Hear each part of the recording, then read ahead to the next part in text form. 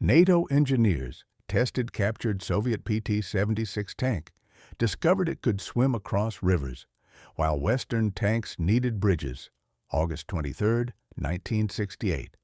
04:42 a.m., a fenced test lane behind the hangars at Grafenwöhr, Bavaria. The fog lay low like a torn blanket, stitched with the yellow cones of a few hooded lamps. Diesel hung in the air.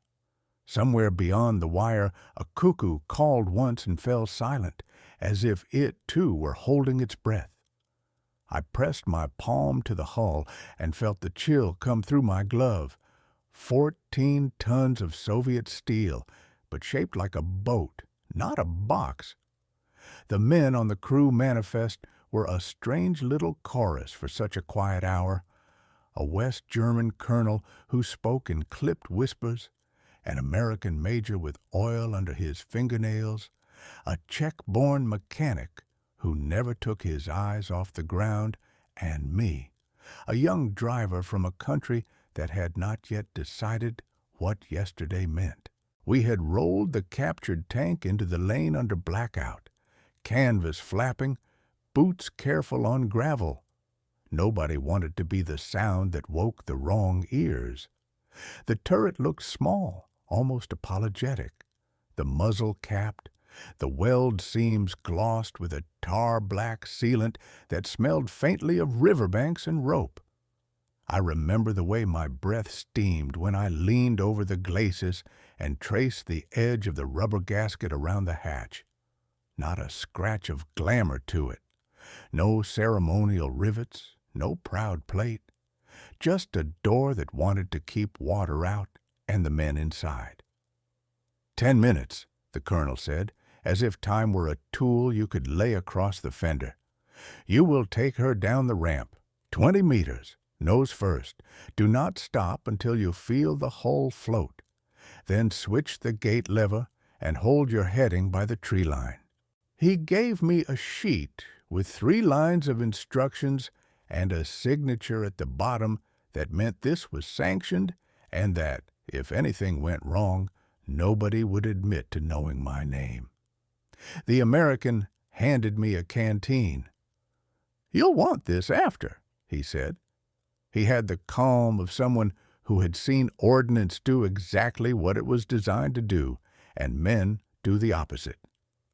If she swims, son, that's the story. If she sinks, that's the lesson.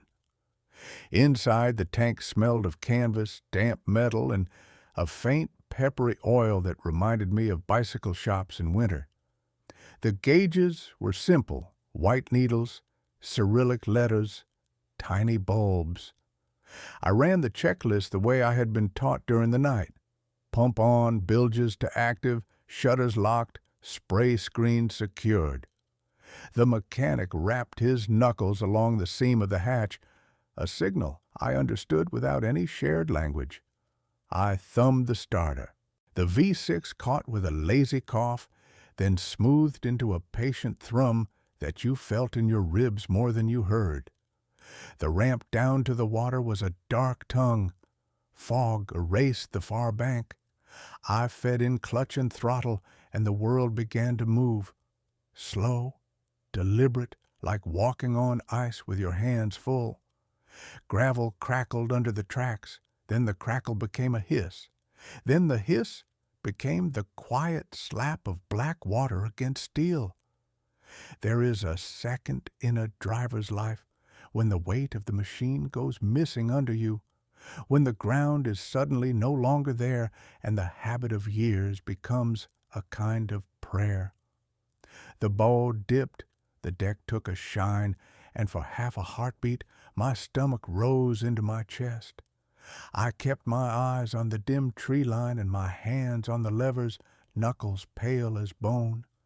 The hull settled, not down, but up, a gentle, impossible lift, and the hiss under us changed to a rolling rush. I toggled the gate. Behind me, the pumps and ducts woke with a hoarse breath, and the tank, God help me, began to glide. We were moving, not falling, not sinking, moving, forward, steady, a heavy thing pretending to be light. I tasted diesel on the air and felt a grin I couldn't stop. The colonel's voice came thin over the intercom, a string pulled taut across the fog. "Heading true," he said. "Maintain, maintain." We had always built our armor like fortresses and then begged the rivers for mercy. Tonight, in the hour before dawn, a stolen machine whispered that maybe the river was just another road. Before the fog and the orders and the quiet splash of steel on water, there was a boy who could name every bend of a river by the way it sounded after rain. My father hauled timber on a narrow road that followed the Isar, and I learned the throttle with my left hand and patience with my right. On Sundays, when the truck slept, we would sit on the bank with bread and cheese and listen to barges grumble past like old men telling stories. "Current remembers everything," he'd say. "You can't see it all, but you feel it through the hull." I grew up in a town where the church bell told the truth and the newspapers tried. Then the war had ended not long enough ago to be over, and men walked around our markets with sleeves that were too long or too short for the arms they had left. My mother kept the curtains washed and the table bright, as if cleanliness could argue with history. I learned to wrench and weld in a garage that smelled of hot metal and patience, where older men taught me to listen for the difference between a good knock and a bad one, the same way a doctor hears a heartbeat and knows if a house is in trouble. I enlisted because the border was closer than it looked on a map and because machines made sense when people didn't. The Army was an orderly story. Parts, procedures, torque settings that let a man sleep. They gave me engines and tracks and a book with diagrams that could not lie. In the barracks at night, we would argue about music and football and girls, all the topics that keep boys from becoming statistics. And then lights out came, and the only sound was the breathing of men who wanted mornings more than medals. The first time I drove a tank, I felt something I had only felt once before when my father let me nose the timber truck over a narrow bridge with the river rushing white beneath. It wasn't power, it was responsibility with weight to it. A tank is not a horse you break or a car you coax. It's a promise you keep with both hands.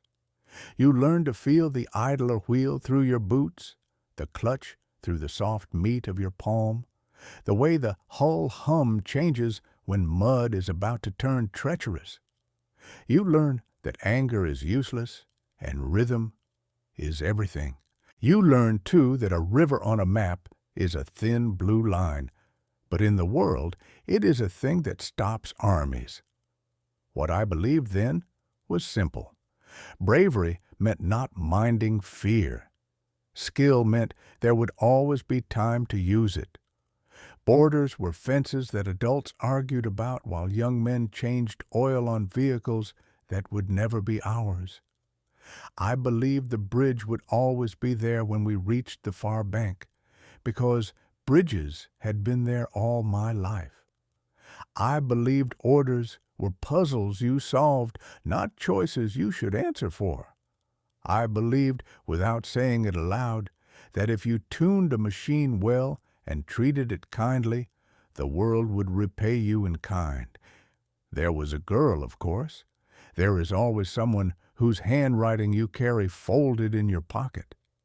She worked at a bakery that opened before the sun and made coffee that tasted like forgiveness. We spoke the way young people do when they are sure of both everything and nothing. She said I was gentle for a man who drove armored things. I told her steel does what you ask of it if you ask properly. She touched the grease under my fingernails and laughed, and that laugh was a place I wanted to live. Then August came with its newspapers full of photographs from Prague, faces turned upward, flowers against barrels, hope crushed and rearranged to fit inside headlines. Our officers spoke in the careful language of people who knew more than they could say. The railheads grew busier. The mess hall grew quieter. A roomer arrived before dawn, wearing someone else's voice. Something had been left behind, and we were going to see whether it could do what its makers claimed. If you had asked me the night before Grafenwohr what courage was, I would have told you it was the clean completion of a checklist in the dark.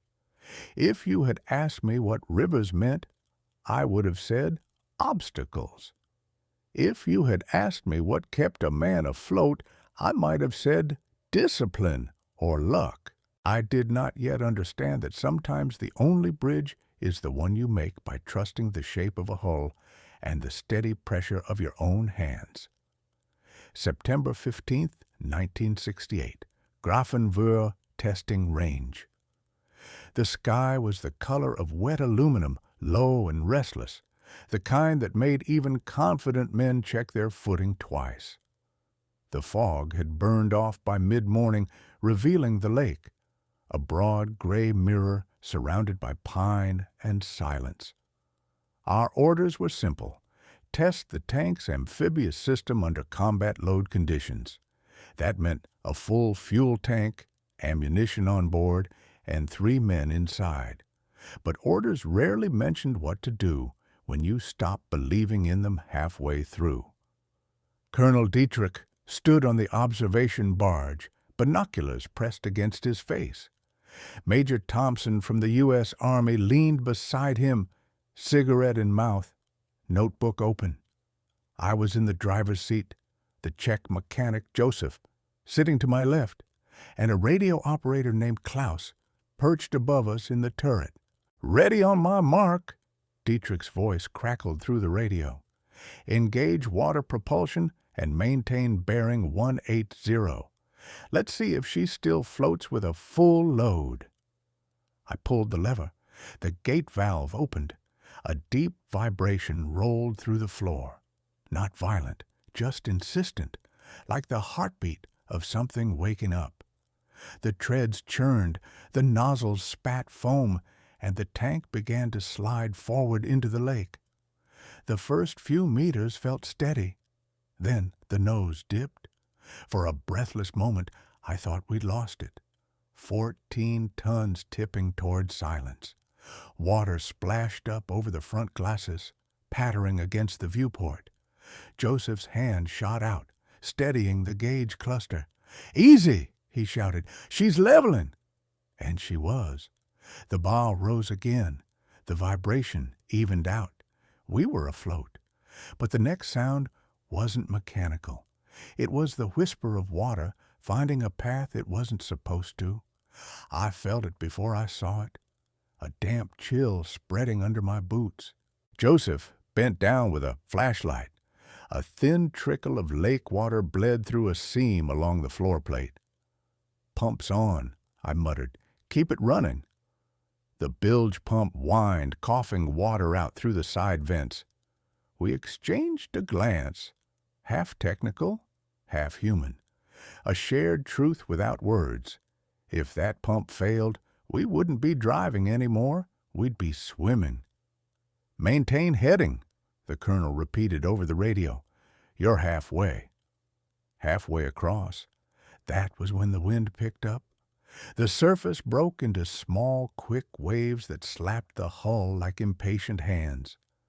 The tank swayed, heavy and slow, every roll testing the limits of our faith in Soviet engineering.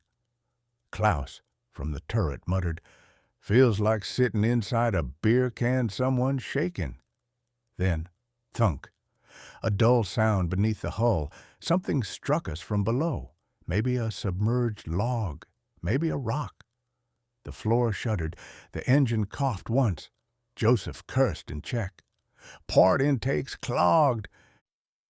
The left jet had sucked in debris. We were turning in circles. The colonel's voice crackled through the radio again, sharp now.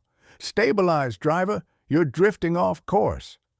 "I'm trying," I barked back, working both levers, throttling the good jet to counter. The tank groaned like a creature in pain, water slapping higher along the sides. Inside, it was suddenly too quiet. That kind of silence that wraps around panic and dares you to breathe wrong. Then the clogged jet cleared with a belch of bubbles. The engine roared. We shot forward, faster than expected. Klaus, caught off guard, slammed into the turret wall. Joseph yelled, "Throttle down!" But before I could, the bow lifted high, cut through a small wave, and came down hard. The impact threw us all forward. My helmet cracked against the hatch rim. Stars flashed white behind my eyes. When I blinked them away, the water on the floor was ankle deep. The bilge pump screamed. The colonel's voice over the radio was calm. Too calm. "Driver, status?" I stared at the trembling needles on the gauges. The engine temperature rising. Fuel pressure stable. Battery good. But the water kept climbing. "Still afloat," I answered, though even then I wasn't sure. We reached the midpoint, 1 kilometer from either shore. And the truth of it hit harder than the wave had. We weren't testing a machine anymore. We were testing whether faith and physics could share the same seat. In that gray moment, surrounded by cold water and orders written in another language, I realized something. We hadn't captured the tank. It had captured us, drawn us into the logic of its makers, men who believed rivers were not boundaries, but opportunities.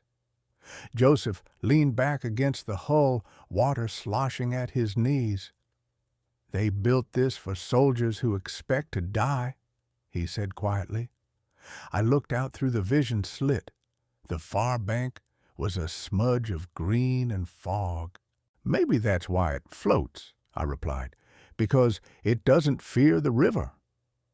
And as the engine hummed and the hull creaked and the lake whispered beneath us, I understood for the first time what real engineering faith looked like. Not perfection, but endurance. When the dust, or rather the mist, cleared, the only sound left was the steady heartbeat of diesel and the echo of water against steel. Grafenwohr, Proving Ground, Bavaria, September 20th, 1968. The rain hadn't stopped for 2 days, turning the test field into a skin of brown water that reflected the sky like old metal. The PT-76 stood parked in the center, a strange, ghost-colored silhouette with its hatches open, hoses snaking from the engine deck, water dripping from the seams like sweat. Colonel Dietrich had called it the Soviet riddle. To most of us, it was a stubborn miracle. Every morning at dawn, we ran another test: endurance, propulsion, weapons, survivability. The procedures were clinical, but the feeling wasn't. You could sense that every man in that hangar, whether American, German, or British, wanted the same thing: to understand why this worked when it shouldn't. Major Thompson had become almost religious about it. He kept a notebook filled with sketches and notes, his handwriting small and furious. "Look at this hull," he said one morning, running a finger along the curved belly of the tank. "Every Western tank we've built since the war looks like a box. The Russians build a boat." He tapped the metal with a wrench. "They didn't adapt a tank to water, they adapted water to a tank." The colonel frowned. "That's a poet's way of saying we're behind." By mid-morning, we were ready for the next trial: propulsion under simulated combat load. I climbed into the driver's seat again. Joseph joined me, his face smeared with grease and a defiance that never quite went away. Thompson climbed into the observer's hatch, microphone in hand, ready to narrate the data for the recorders. We rolled the PT-76 down the ramp into the lake once more. The hull kissed the surface and floated with the quiet confidence of something that knew exactly what it was. The water lapped against the glacis. The prop jets churned white trails behind us. Thompson's voice came through the headset. Speed steady at 9.3 kilometers per hour. Trim even. No significant roll. Remarkable. The colonel's voice followed, crackling through radio static. Bring it about. Simulate river current. We turned into the wind, and for a moment it felt less like driving and more like sailing. I could see Dietrich and the others on the observation boat, their binoculars tracing our path. The rain softened the edges of everything. I remember thinking how small they looked, a handful of men trying to measure an idea with instruments. That's when the weather changed.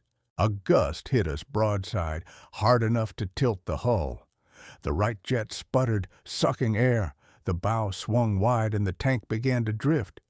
Joseph shouted something, his voice lost in the wind. I throttled down, corrected with the left track, and the hull straightened, but water surged over the deck. "Maintain control," Thompson ordered, calm but sharp. "Don't fight the current, use it." I eased the throttle. The PT-76 glided, caught the gust, and settled again, nose forward. It was like feeling an animal learn your rhythm. The storm eased, the wind dropped, and the tank floated steady once more. When we reached the far bank, Thompson leaned out of the hatch and laughed, the deep, exhausted kind of laugh that belongs to men who've survived both weather and expectation. He turned to me. "You realize what this means, don't you? This isn't a curiosity. It's a doctrine. They could cross any river in Europe before we even build a bridge." Later, back in the hangar, we compared notes with the colonel's analysts. They talked of force projection, mobility ratios, logistical surprise. I watched their pencils move, their charts fill with numbers, and I felt something different. Not admiration, not envy, but a quiet kind of respect. Because the truth was simple. The Soviets hadn't designed the PT-76 to win a duel. They had designed it to outthink terrain. In the mess that night, Dietrich said it aloud. They build for geography. We build for comfort. And geography doesn't care who's right. Over the next weeks, the testing became a rhythm. Mud, water, diesel, reports. We learned the tank's every secret. How its armor was barely thicker than a coin. How its engine could cough up mud and keep running. How its pump could clear a ton of water an hour. It was fragile on land, invincible in motion. Each night, I would write down what I'd learned in a small notebook my father had given me years before. The PT-76 teaches us that strength isn't only thickness or speed. Sometimes strength is the courage to float when the world expects you to sink. We ran the final endurance test under twilight. The tank cut through the water like a gray fish, the twin jets leaving a V of silver foam behind. When we brought it ashore, Thompson climbed down, drenched, smiling like a man who just solved a mystery he didn't want to. Dietrich took off his gloves and said quietly, "Gentlemen, the bridge is obsolete." None of us answered. The sound of the engine winding down said enough, because we all understood what he meant. The PT-76 wasn't a great tank. It was a great idea. And ideas float longer than steel. October 12th, 1968. NATO Technical Evaluation Board, Brussels. The room smelled of varnished wood and old smoke, the kind of air that remembers every argument ever had inside it. 12 officers sat around a polished table. Behind them, a wall-sized map of Europe glowed under lamps, rivers marked like veins of blue glass: the Rhine, the Elbe, the Vistula, the Danube. Colonel Hans Dietrich stood at the end of the table with the PT-76 report open in his hands. Beside him was Major Robert Thompson, sleeves rolled up, circles under his eyes deep as bruises. Between them lay a model of the tank, a small gray shape that, under the light, looked more like a child's toy than a weapon that could change the course of a war. A general cleared his throat. "Proceed, Colonel," Dietrich began, his German accent flattened by fatigue, his tone steady but sharp. "Gentlemen, this vehicle, the Soviet PT-76, represents a capability we do not currently possess. It can cross any river in Central Europe without bridges, pontoons, or engineers. It is not invulnerable. It is, in fact, almost paper-thin. But that is precisely its genius. It trades armor for access, and access wins campaigns." He gestured to the map, tracing with a pointer. "Here, for example, the Elbe, 400 meters across at this point. A NATO battalion with M48s would need at least 2 hours to deploy bridging units.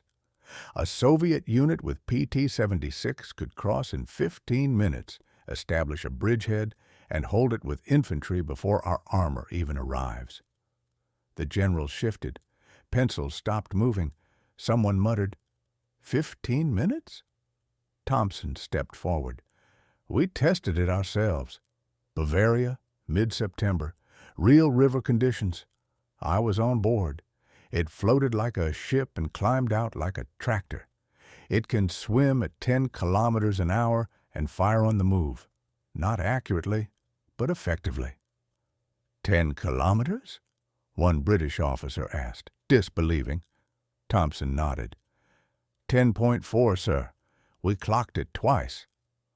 The silence that followed wasn't disbelief anymore. It was calculation. Dietrich turned a page in his report.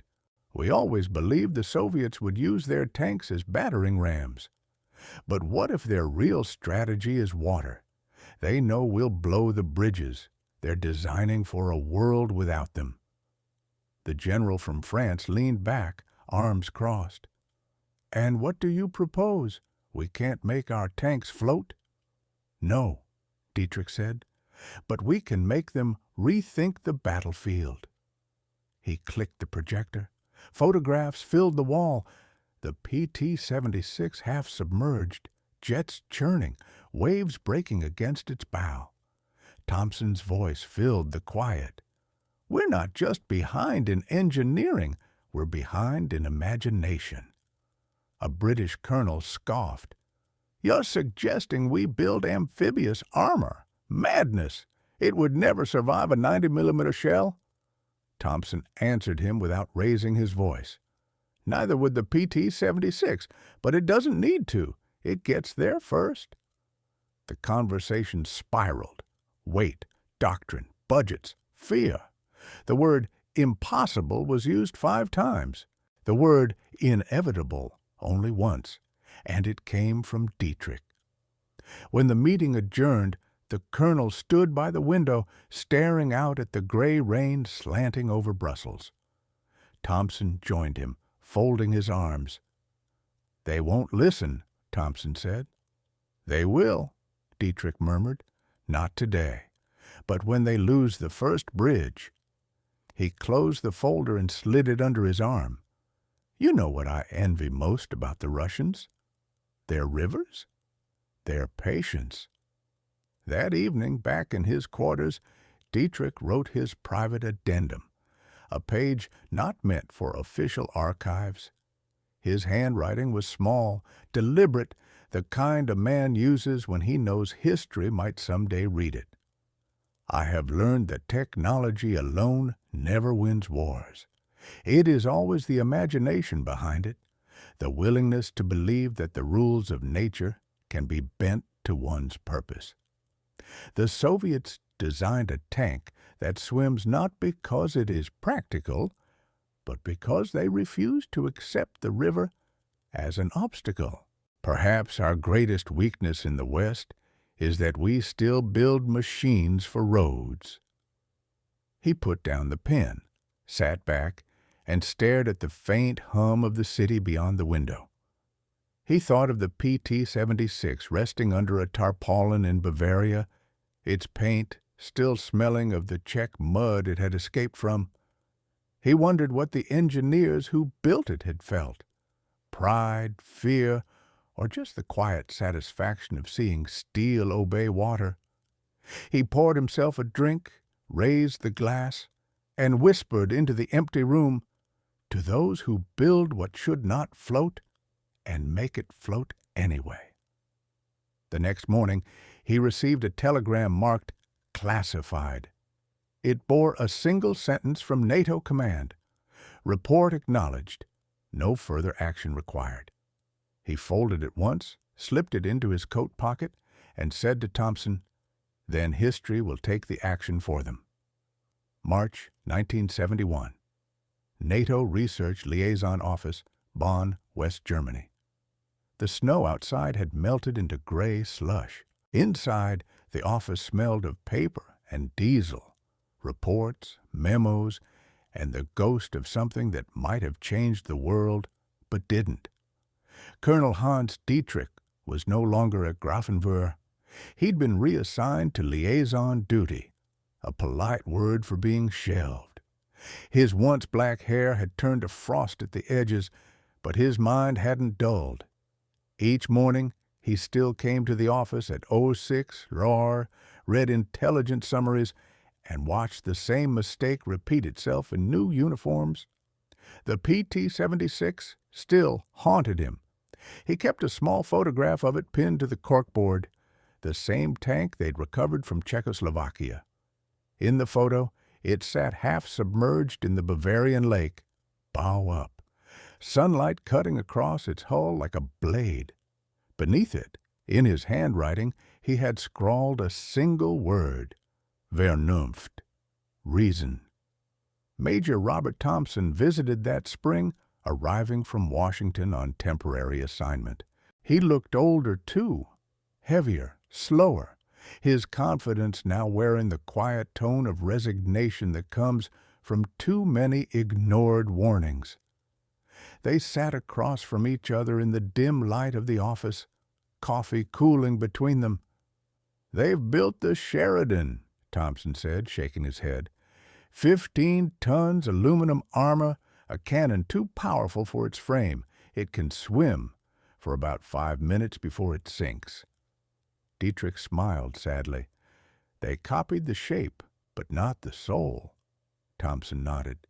"They wanted a tank that could also swim. The Russians built a boat that could fight. Different philosophy." He pulled a folder from his briefcase.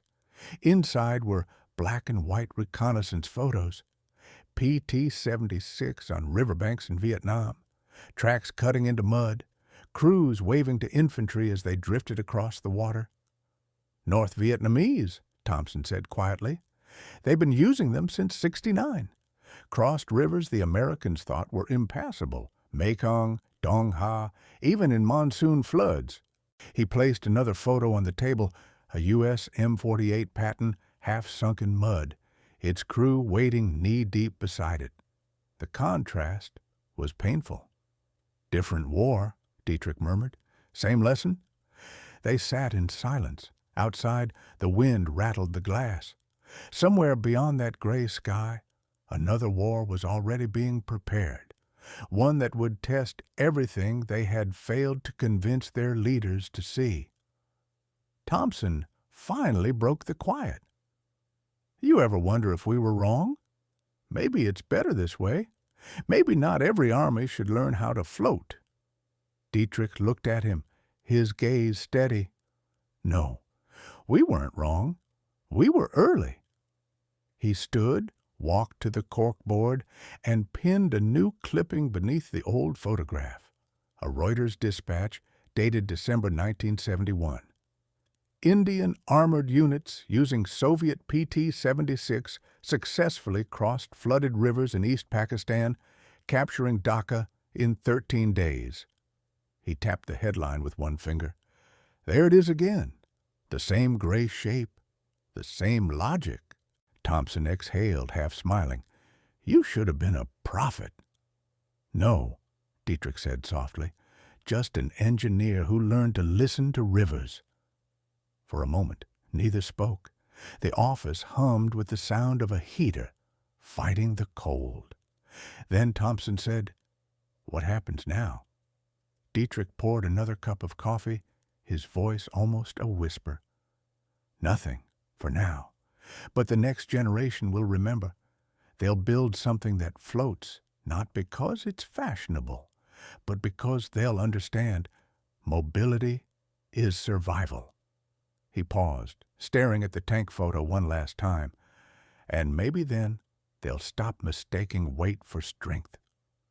Outside, the Rhine rolled slowly past the city, wide, gray, patient, just as it had for 1,000 years, waiting for the next army to underestimate it. December 1983. Koblenz Military Archive, West Germany. The building was silent except for the hum of fluorescent lights. Boxes filled the shelves, tagged and dusted, remnants of forgotten wars, filed under languages that no longer existed. Colonel Hans Dietrich, now retired, stood alone among them. He wasn't there on official duty. He had come to see a single document. Technical Evaluation, Soviet PT-76, Grafenwöhr, 1968. The report he had written 15 years earlier.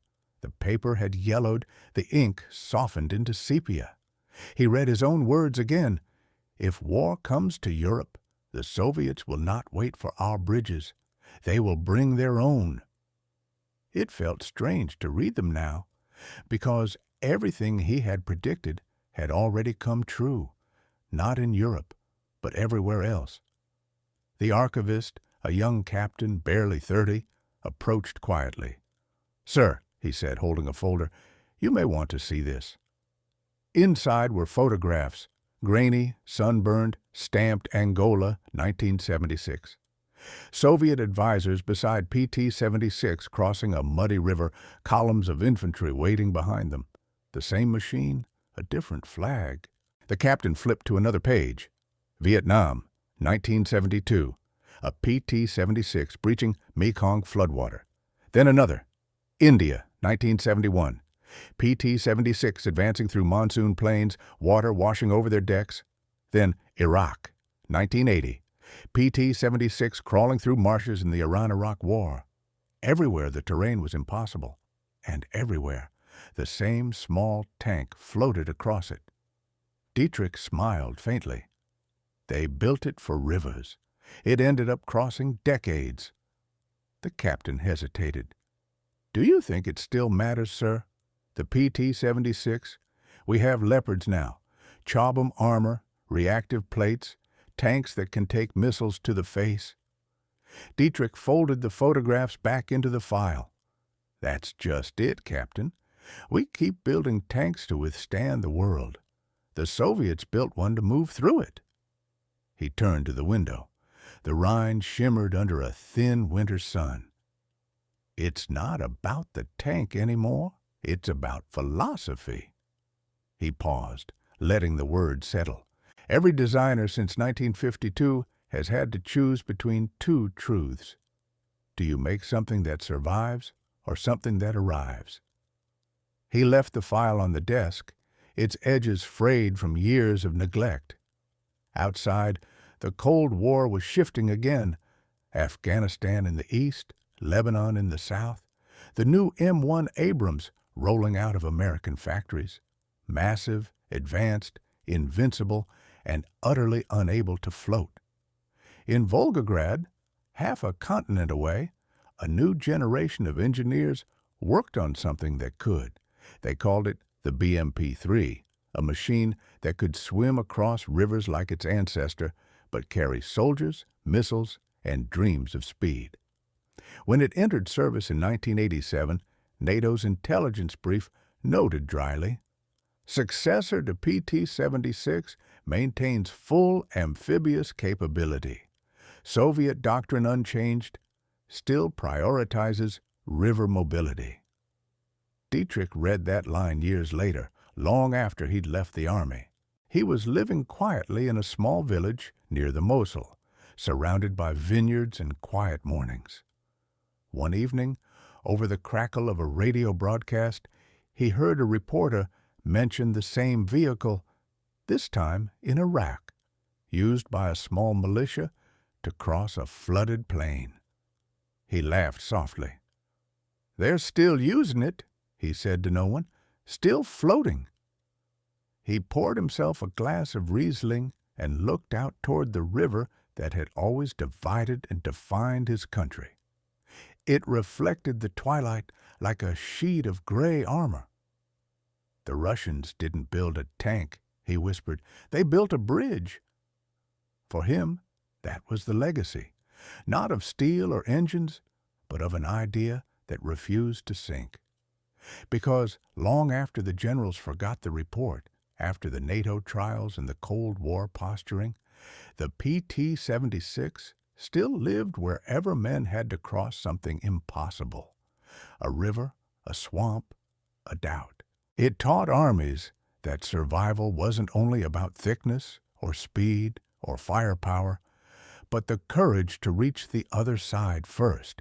And though few remembered Colonel Dietrich's name, every time an armored hull slid quietly into water and rose again without drowning, history remembered why. April 1992, Volgograd, Russia. The spring river ran high that year. Ice had only just broken on the Volga, drifting in white shards under a soft gray sky. On its western bank stood the rusting shell of an old PT-76, half sunk into the soil, grass growing through its tracks. Children from the nearby village climbed on it, laughing, unaware they were playing on what had once been the future of war. An old man watched them from a bench near the shore. His hair was silver, his overcoat military green. In his hands, a folded photograph, the same one taken decades earlier at the Grafenwöhr tests. Colonel Hans Dietrich. He had returned to the city where that machine was born to see where it had all begun. A Russian engineer, now retired himself, recognized him. "You're the German colonel who studied our tank, yes?" Dietrich smiled faintly. "Studied it, yes. Underestimated it, no." They stood together a moment, watching the old vehicle gleam wet under the sun. "You know," the engineer said softly, "we built it because we were tired of rivers stopping us. We wanted to go anywhere. No bridges, no waiting." Dietrich nodded. "And you did. You crossed more than rivers. You crossed ideas." The engineer laughed. "Now the world has bigger tanks, heavier, faster. None can swim." "Maybe that's the tragedy of progress," Dietrich murmured. "We always add more armor until we forget how to move."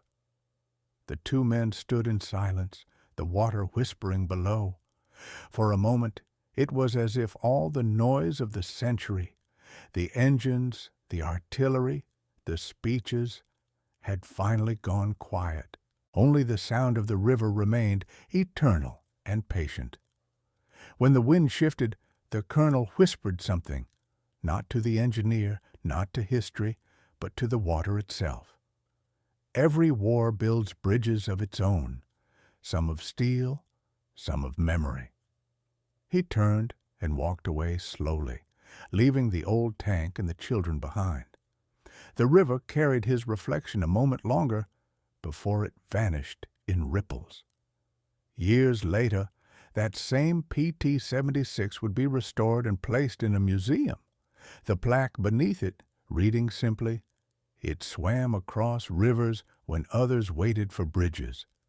And if you, listening now, find yourself near a river someday, quiet, endless, indifferent, remember this story. Remember that the machines we build often outlive the reasons we built them. The PT-76 wasn't just a tank that could swim. It was a reminder that even the heaviest burdens can float if they're shaped with enough imagination. This was one soldier's story among millions. If you're hearing this somewhere safe tonight, tell me, where in the world are you listening from? And tell me this, when history reaches another river, will we build a bridge or dare to cross?